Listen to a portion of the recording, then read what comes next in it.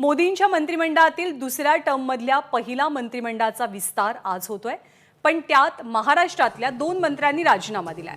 ग्राहक संरक्षण राज्यमंत्री रावसाहेब दानवे आणि केंद्रीय शिक्षण राज्यमंत्री संजय धोत्रे यांनी राजीनामा दिल्याचं समजतंय। त्यामुळे मोदी मंत्रिमंडळात नव्यानं महाराष्ट्राच्या वाट्याला किती मंत्रिपदे येतात हे पाहणं महत्त्वाचं असेल। प्रशांत कदम आपल्या सोबत आहेत। प्रशांत, राज्यातल्या 2 केंद्रीय मंत्र्यांनी राज्यमंत्र्यांनी राजीनामा दिलाय, काय घडामोडी घडतायत?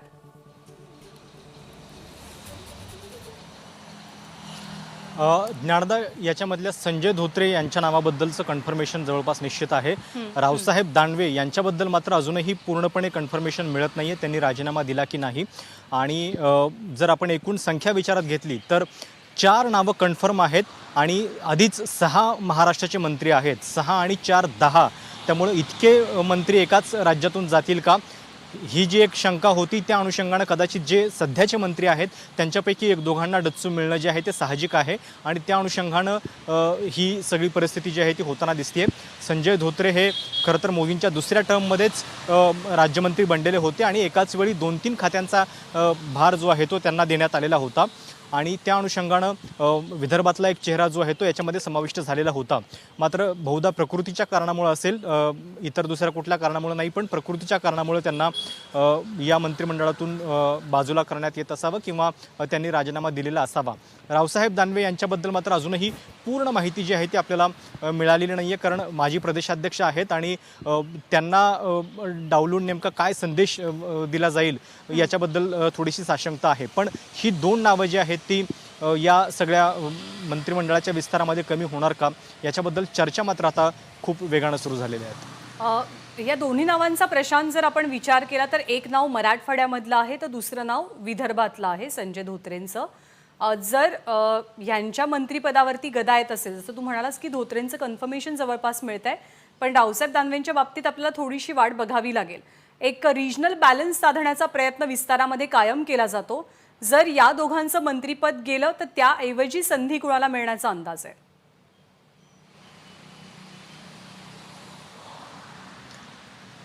संधी महाराष्ट्रातून कुणाला मिळणार, ही 4 नावं आता निश्चित आहेत। एकतर नारायण राणे, कपिल पाटील, भागवत कराड आणि भारती पवार। नारायण राणे हे कोकणातून आहेत, कपिल पाटील भिवंडीचे आहेत, त्याच्यानंतर उत्तर महाराष्ट्रातून भारती पवार आहेत आणि भागवत कराड हे मराठवाड्यातून येतात। त्यातही भागवत कराड यांचा एकूणच वेग जो आहे तो अनेकांना थक्क करणार आहे। अगदी दीड वर्षापूर्वी त्यांना खासदारकी मिळाली आणि आता ते थेट केंद्रीय राज्यमंत्री म्हणून आपल्याला पाहायला मिळतील। जातीचं जर समीकरण लक्षात घेतलं तर मुंडेंना एक प्रकारे पक्षांतर्गत शह म्हणून त्यांच्याकडे पाहिलं जात होतं आणि वंजारीच आहेत ते पण, आणि जर त्यांना ही थेट मंत्रिपदाची संधी मिळते तर याचा अर्थ भाजपमध्ये मुंडे गटाला हा एक जबरदस्त शह म्हणावा लागेल आणि त्या अर्थानंच ही सगळी निवड आहे। दुसरीकडे भारती पवार आणि इतर जी 3 नावं आहेत, नारायण राणे, कपिल पाटील, हे तिघेही मूळचे भाजपचे नाही आहेत। हे तिघेही दुसऱ्या पक्षातून भाजपमध्ये आलेले आहेत। नारायण राणे शिवसेना काँग्रेस असा प्रवास करून भाजपमध्ये आले, त्याच्यानंतर कपिल पाटील हे काँग्रेस राष्ट्रवादी असा प्रवास करत भाजपमध्ये आले आणि भारती पवारसुद्धा आत्ता राष्ट्रवादीमध्ये दाखल झालेले आहेत, राष्ट्रवादीतून भाजपमध्ये दाखल झालेले आहेत। ज्या अर्थी 3 लोक अशा पद्धतीने मंत्रिमंडळात समाविष्ट होतात त्या अर्थी मेसेज स्पष्ट आहे की जे आयात केलेले लोक आहेत त्यांना संधी देताना सुद्धा आता भाजप मागे पुढे पाहत नाहीये आणि एक प्रकारे हेमंत विश्वा शर्मा असतील की जे काँग्रेसी होते आणि त्यांना मुख्यमंत्री केलं भाजपनं आसाममध्ये, ज्योतिरादित्य शिंदे कॅबिनेटमध्ये असतील, नारायण राणे कॅबिनेटमध्ये असतील, तर एक मेसेज नक्की आहे की तुम्ही आमच्या पक्षामध्ये या, वेळ आली की तुमचा सन्मान जो आहे तो योग्य होईल। कारण याच एका गोष्टीबद्दल गेल्या काही दिवसांपासून धास्ती होती की इतके लोक भाजप सामील तर करून घेतं, मात्र संघाचा एकूण जो एक विचार आहे त्या अनुषंगानं जे कोर विचारसरणीचे लोक आहेत त्यांनाच संधी मिळते। मात्र हे होताना दिसत नाहीये आणि एकूण महाराष्ट्रातली जी नावं आहेत ती पूर्णपणे म्हणजे अगदी देवेंद्र फडणवीस यांची पूर्ण छाप जी आहे ती या नावांवरती आपल्याला दिसते, कारण ही 4ही नावं अशी आहेत की जी त्यांना अनुकूल, त्यांनी निवडलेली अशा पद्धतीची दिसत आहेत। राज्यातलं भाजपच्या गोटातलं राजकारण कसं बदलू शकतं, राज्यातलं राजकारण कसं बदलू शकतं जर ही आत्ताची 4 जवळपास निश्चित झालेली नावं आपल्याला केंद्रीय मंत्रिमंडळात दिसली तर? ज्ञानदा, सगळ्यात मोठा अर्थ या मंत्रिमंडळ विस्तारातून महाराष्ट्राची जी नावं गेलेली आहेत त्याचा हाच आहे की राज्यामध्ये जी इतकी लोकं भाजपनं आयात करून ठेवलेली होती त्यांना कुठंतरी एक म्हणजे आशेचा किरण किंवा त्यांच्यासाठी हा मेसेज आहे की तुम्ही आमच्यासोबत थांबा. जरी राज्यात आत्ता काही देता आलेलं नाही आम्हाला सध्याच्या परिस्थितीमुळं, तरीसुद्धा आयात झालेल्यांचा सुद्धा आम्ही सन्मान करतोय. हाच एक सगळ्यात मोठा मेसेज जो आहे तो या मंत्रिमंडळ विस्ताराच्या रूपानं दिलेला आहे. आणि तो करताना भाजपनं आपली याच्या आधीची जी पद्धत होती, जे परंपरा होती, ती पूर्णपणे बाजूला ठेवत इतक्या स्ट्रॉंग पद्धतीनं हा मेसेज दिलेला आहे. म्हणजे नारायण राणे यांच्या बाबतीत अनेक गोष्टी चर्चिल्या होत्या. त्यांची एकूण वादग्रस्त पार्श्वभूमी, त्याच्यानंतर संघाचा त्यांच्याबद्दलचा जो फीडबॅक आहे तो सुद्धा काहीसा वेगळा होता. मात्र तरीसुद्धा राणेंना संधी मिळते. म्हणजे राणेंना संधी देताना काँग्रेसने सुद्धा थोडंसं हातचं राखून त्यांच्याबाबत निर्णय घेतलेले होते. धडाडीचा नेता असून सुद्धा त्यांना कधी मोठी जबाबदारी फार दिलेली नव्हती. भाजप मात्र आता त्यांना कॅबिनेटमध्ये आणत आहे थेट, आणि ते देखील अवघ्या 1.5-2 वर्षामध्ये. म्हणजे याच्यातून स्पष्ट दिसतंय की राज्याचा विचार जो आहे तो भाजप करतंय.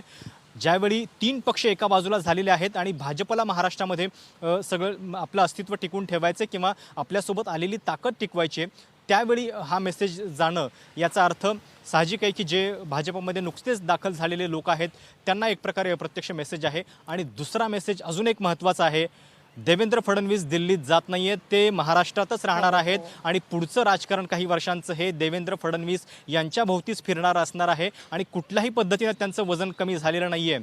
जर आपण लक्षात घेतली, म्हणजे त्यांच्या विरोधकांची जर अवस्था सध्या काय झालेली आहे, म्हणजे मुंडे गटाचं आपण बघू शकतो की जर भागवत कराड यांना इतक्या कमी वेळामध्ये मंत्रिपद मिळतं आहे, तिकडे नारायण राणे यांच्यासारखा बाहेरून आलेला जो माणूस आहे त्याला थेट कॅबिनेटमध्ये पाठवलं जातं आहे.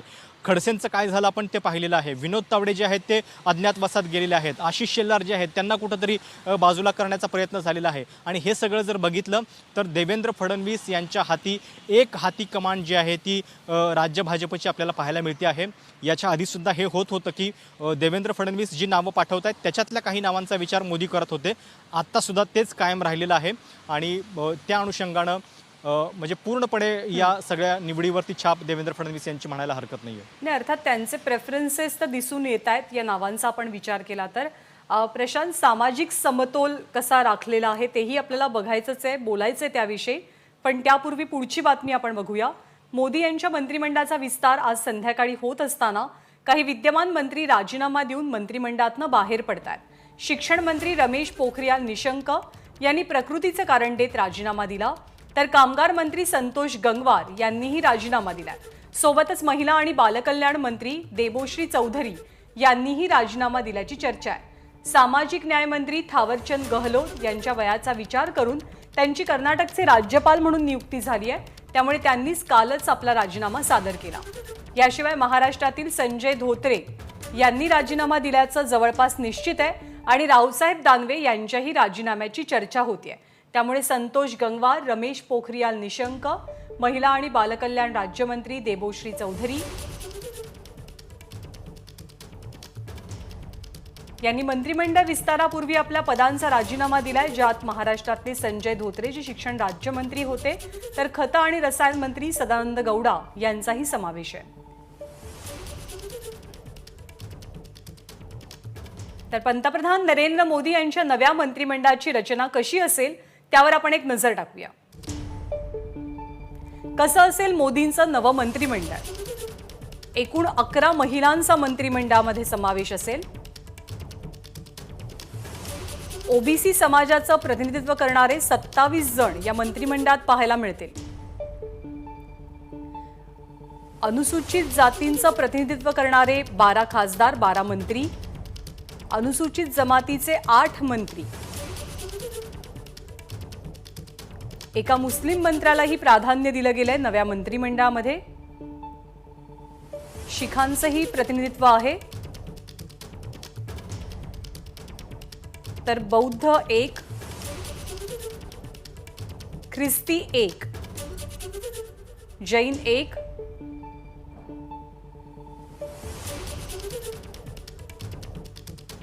तेरा वकिलांचाही या मंत्रिमंडळामध्ये समावेश आहे की जे शिक्षणानं वकील आहेत. 6 डॉक्टर या मंत्रिमंडळात पाहायला मिळतील. 5 इंजिनियर्स, 7 प्रशासकीय अधिकारी,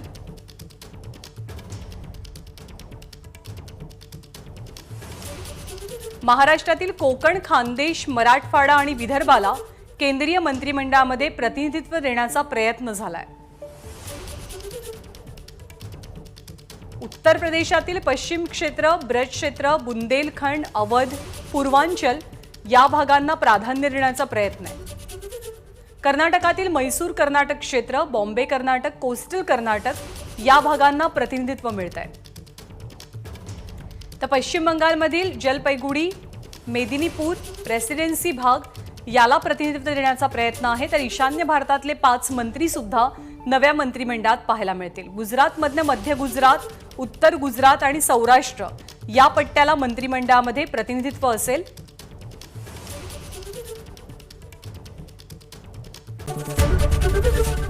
एबीपी माझा, उघडा डोळे बघा नीट.